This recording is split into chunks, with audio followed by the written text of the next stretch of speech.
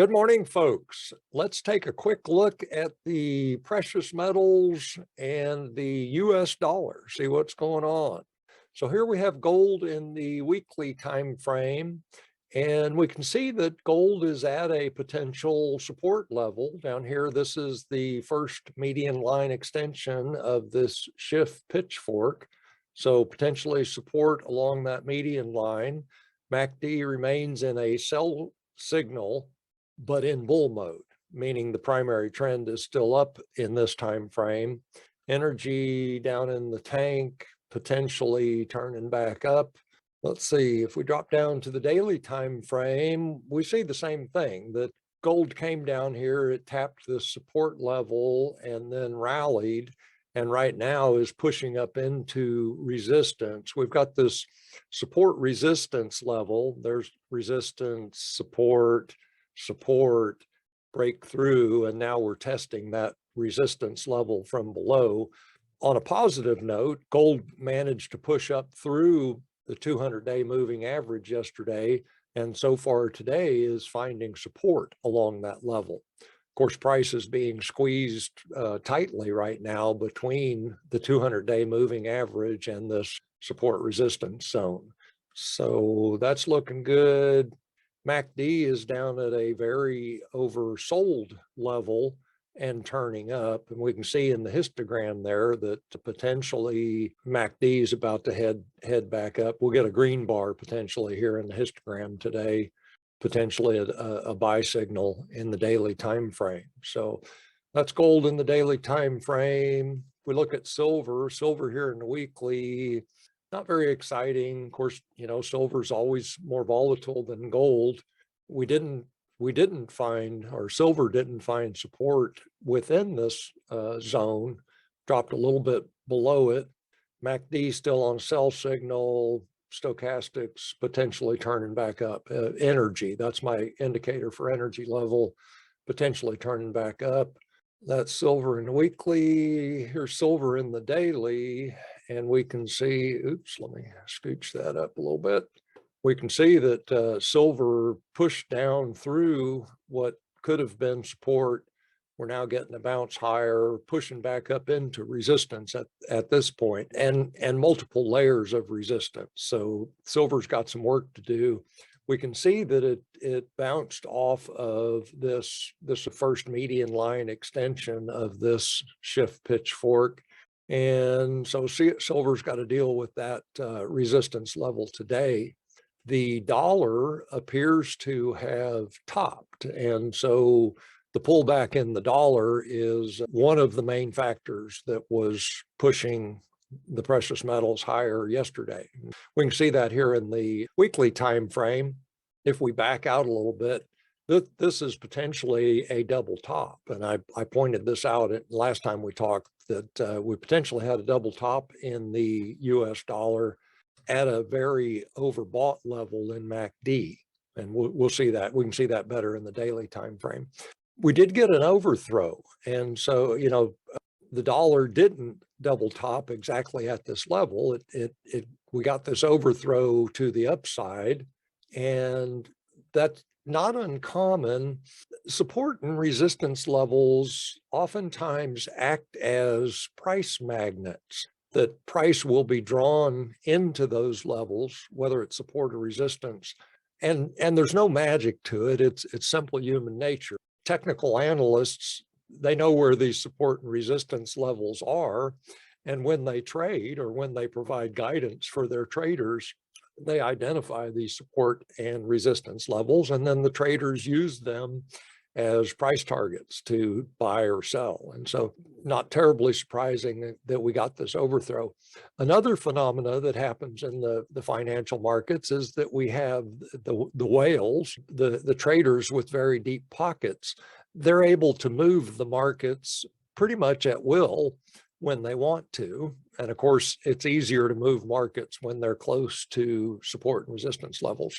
So potentially we had a whale overthrow. Oh, and my point, the whales know where less experienced traders are placing their bets, and they will intentionally run through those levels. They'll run stops they'll run higher to scare people out. And of course, in this case, we had breakout buyers. And so if any breakout buyers bought this breakout, well, they just got hosed by the whales. Let's see, let's move down to the daily time frame in the dollar. And so if we back all the way out, we can see there's that potential double top, and a double top at a very overbought level. We can see that here in MACD, where this is the level of overboughtness that MACD reached back at this point. Here we are again up at this very overbought, extremely overbought level in the US dollar. So MACD is not a bounded indicator, but oftentimes prior highs and lows in MACD will act as a range or a range boundary or a level where the instrument, whatever we're looking at, will turn around and reverse. And so potentially that's what we're seeing here in the dollar. Price reached a very overbought level and then rolled over. We can see that we currently have price or US dollar sitting on potential support. This is the first median line extension of this Andrews pitchfork. And we have a trading range here. We can see this is the lower support. That's the support level, the bottom of that trading range, which potentially another level of support. And so this weakness in the dollar obviously was one of the driving factors in the precious metals yesterday. Had a very nice day in the mining stocks. GDXJ got a, what was that, 6.5% increase yesterday based on strength in the metals. What's even more positive about this movement in GDXJ yesterday is that the stock markets overall were dropping. So on a day when SPX, the Dow, etc., were continuing to decline, the mining stocks disconnected and went up strongly. And so that's a positive indication to me. One of the concerns in the mining stocks is that they trade along with the rest of the stock market. You know, when people freak out and start selling their stocks, they will throw the baby out with the bathwater, so to speak. It's still early this morning. My tongue's not going yet. And so one of the concerns is as the overall stock market dumps, the mining stocks will get dumped as well. Yesterday's action suggests that that may not be the case. So we're sitting on potential support level. This is a support resistance zone. We can see, you know, resistance, support. That's the big scary plunge in March of 20. Support, potentially support. We've also got potential support. This is the median line of this modified shift pitchfork, potential support level. MACD is on a sell signal and dropping down into bear mode, suggesting that the primary trend in the mining stocks is downwards in the weekly time frame. And so we'll see, hopefully we get another update today and reverse that MACD. We can see energy down in the tank, but potentially turning back up at this point. In the daily time frame, more of the same. Did we just look? This is the weekly time frame again. I'm sorry, it's early.